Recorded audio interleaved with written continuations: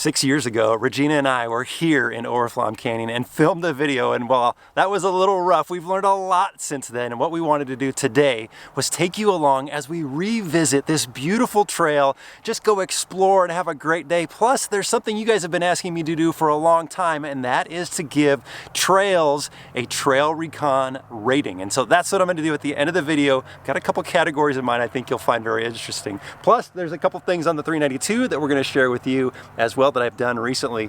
It's a beautiful day, and first thing we need to do is go open a gate. We are starting our day at the trailhead of the Oriflamme Canyon Trail located in Banner, California, and we'll be working our way through the beautiful Chariot Mountains, descending down towards the Anza Borrego Desert, and then working our way back up the mountains along the Rodriguez Spur Trail. We'll be encountering a few gates along the way, starting with this one.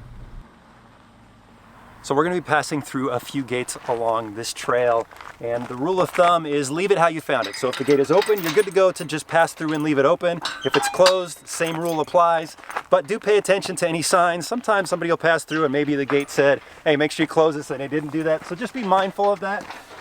This one, we're going to close behind it.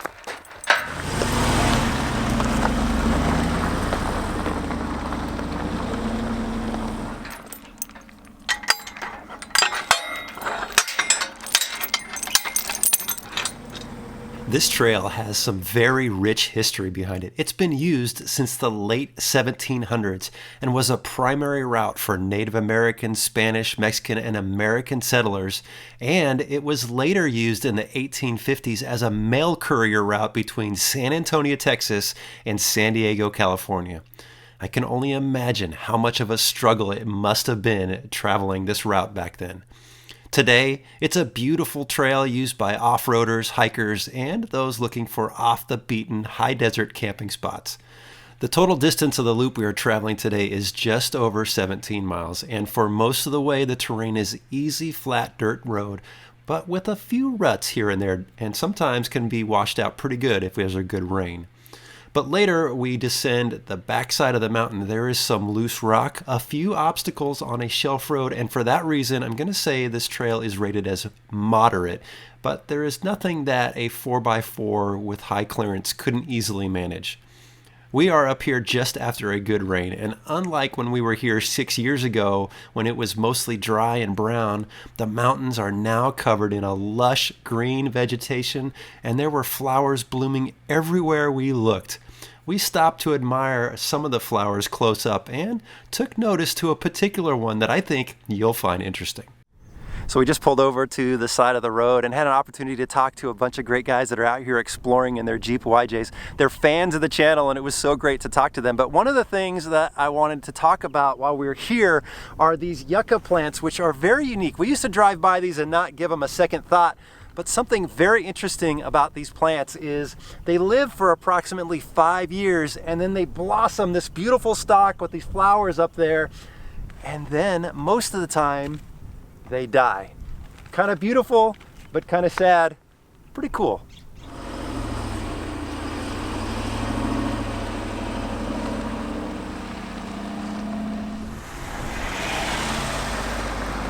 There are flowers everywhere, and these yellow ones and the orange ones and even the black ones. It's crazy how many are out here. The yellow ones, the black ones, they have names. Well, yeah, there's a black flower. We didn't know anything about that black flower until just a minute ago.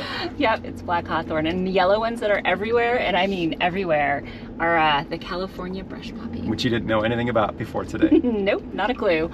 But I have this new app called Picture This, which I've downloaded, and all you do is take a picture and it scans the plant, the flower, the tree, the whatever, and then it tells you what it is, which is pretty darn cool. My friend Kim told me about it, so thanks, Kim. That's pretty cool. And something else I was thinking about as we were getting on the trail today, this is the first trail you ever drove a Jeep on. My Jeep when it was almost bone stock.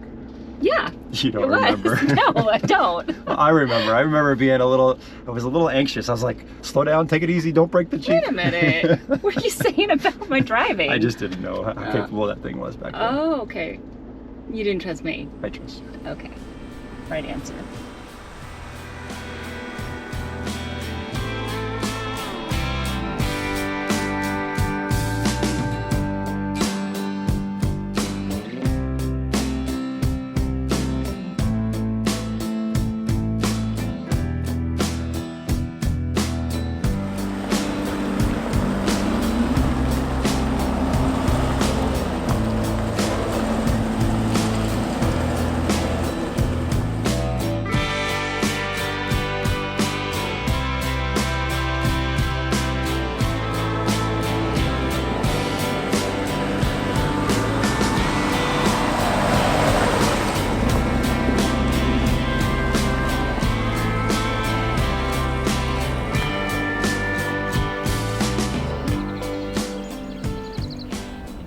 So we've stopped at this ridge line here just to take a little break and stretch our legs. And we were able to find a little rut here to get flexy, because one of two things that I wanted to share with you guys today about the 392 was I am running 37s. We talked about that, but I put on some 3/4 inch spacers. And so what I wanted to do was just see if that gave me any extra room. And now I know I need to put on some bump stops to limit up travel. I'm waiting for those to come in the mail. But you can see here in the rear, it's still rubbing just a little bit. So just a little bit of extra bump stop, I think maybe like a 1/2 inch of bump stop, and I'm gonna be perfectly dialed.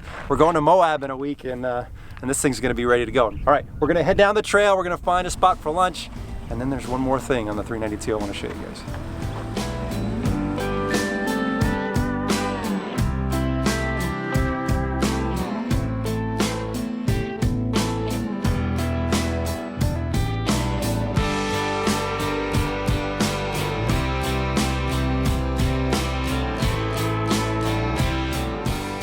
There are over a dozen old mining claims up here in these mountains, and while most are inaccessible or have been eroded by the elements over time, there are a few you may come across. Just be mindful of any private property signs and be sure to stick to the trail when passing by.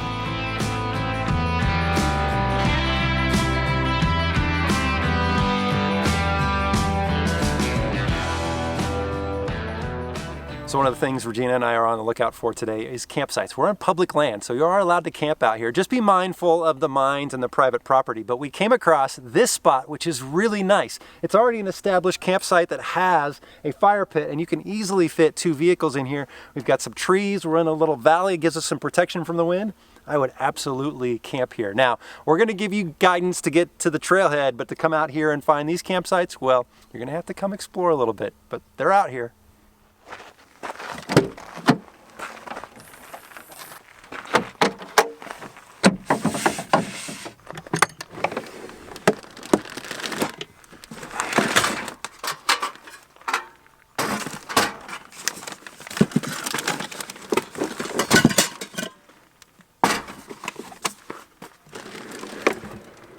Actually, this campsite is so nice. This is the perfect spot for lunch because it's just after 12 o'clock, and Regina's going to cook up some chow, and so she went off to go take some pictures.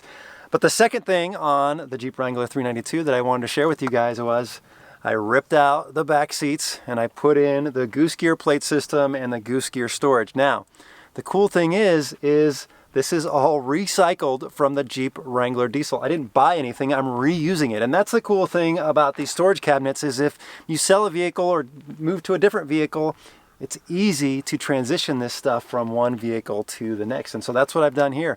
I don't need those back seats and I love having the extra storage. And now I've got everything organized. And if you watched the last video, you saw that I forgot some stuff for Regina to cook. And well, I didn't forget it this time. I'm making a quick and easy pasta for lunch using a pot from my new Covia cookware set. And if you're interested in it, you can find it at trailrecon.com. This is the lunch I'd planned to make on our trip last week, but someone forgot the propane for the stove. Thankfully, he didn't forget this time.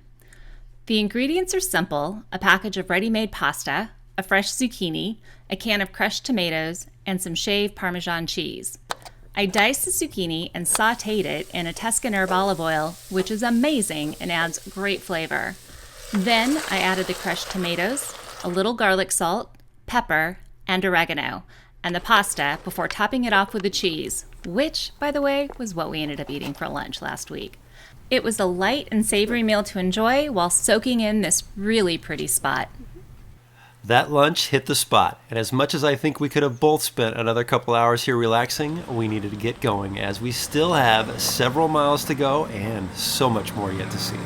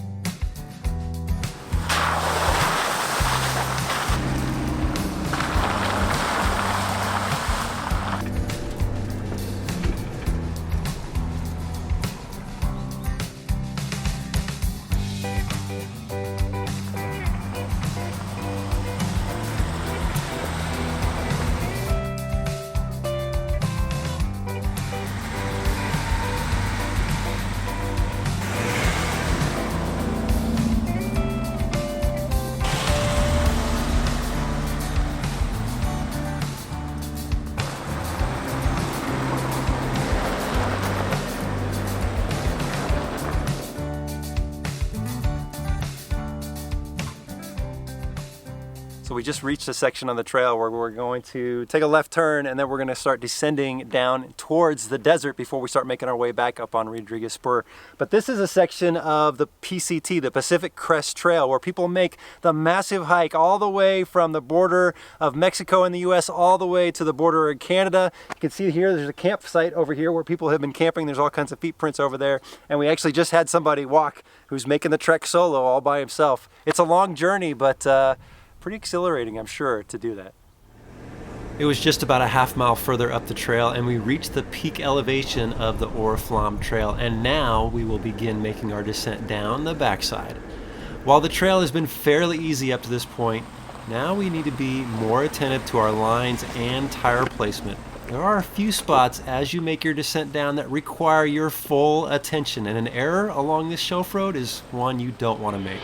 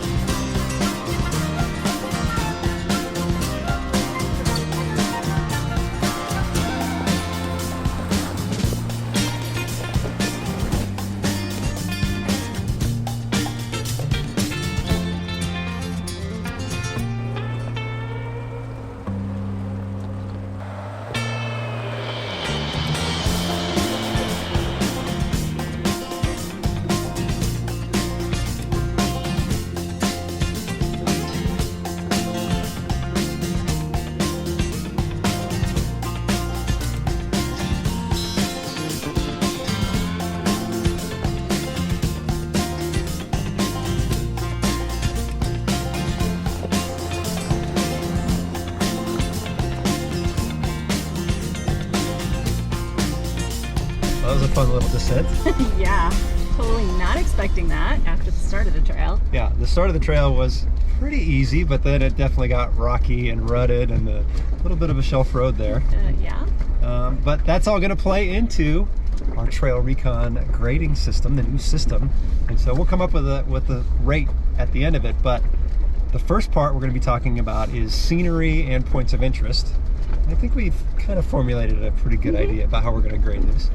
The next thing we're going to rate it on is engagement. How engaging is the trail to drive? Is it just a boring road, or is there more to it than that? I think this has a little bit more to it than that. Has your opinion of this trail changed from the time we started it? Mine has, for sure. Yours? Oh yeah. Oh yeah. Yeah, and we still have more to go. And then the last part is do it again factor. Would I come back and do this trail again? Is it just a one and done and check in the box, or is this one worth coming back to again? So those are the three things that we're going to start grading trails on. And I think we're working towards what we're going to grade this one.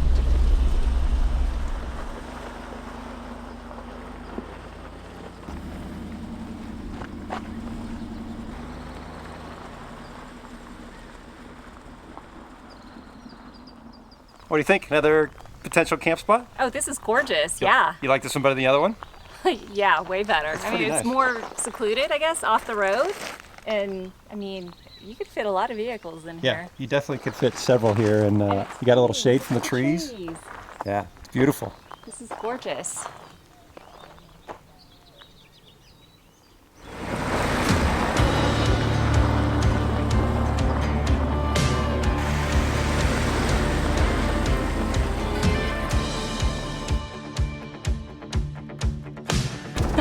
don't seem to have a problem being in the middle of the road, do they?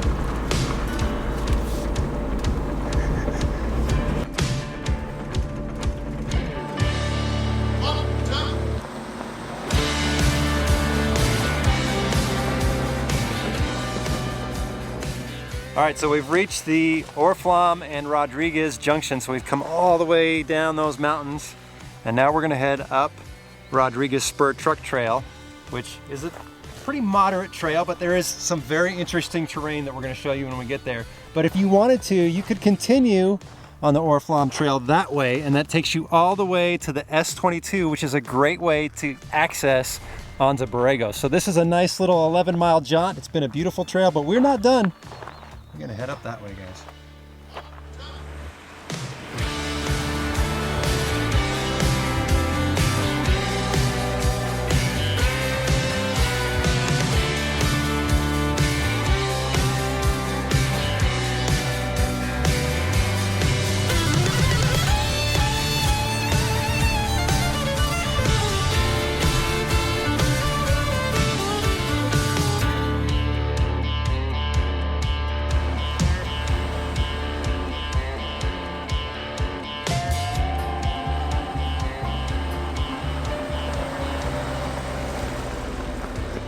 We've stopped on Rodriguez Canyon just briefly because I wanted to show you guys the technical part of this trail if you so choose. So if you look down below here, there is a trail that goes all through this rock garden. And it is no joke. If you want to come out here, if you're brave enough, bring a buddy, bring a well-built vehicle, and some recovery gear. It's a hard challenge, but you'll have a fun day of it if you want to do it.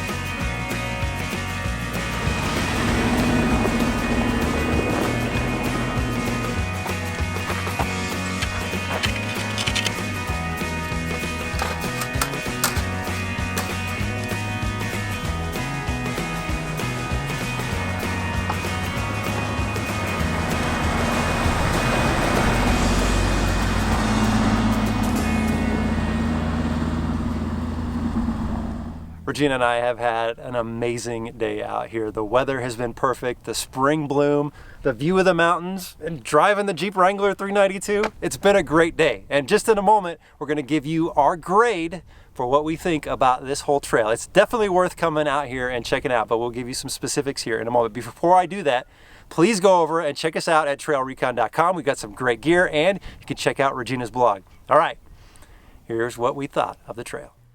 Now for the TrailRecon trail score. In the area of scenery and points of interest, Regena and I both agree this is an easy 4 out of 5. While it isn't as beautiful as Ouray, Colorado or Washington's Olympic Peninsula, we enjoyed beautiful mountain views almost the entire way. As for how engaging this trail is to drive, initially it started out as an easy dirt road, but because we were winding through the mountains, it never felt boring. And once we began making our descent, we definitely had to ensure we were paying attention to our tire placement. So we are giving this trail 3 out of 5. Now for the do it again factor. Is this trail worth revisiting? That's an easy yes for both of us. While it may not be something you want to run every month, coming back as the seasons change and running the trail in the opposite direction would keep our interest, and we're giving it 3 out of 5. That's a total of 10 out of 15. We hope you enjoyed spending the day with us. Thanks for watching.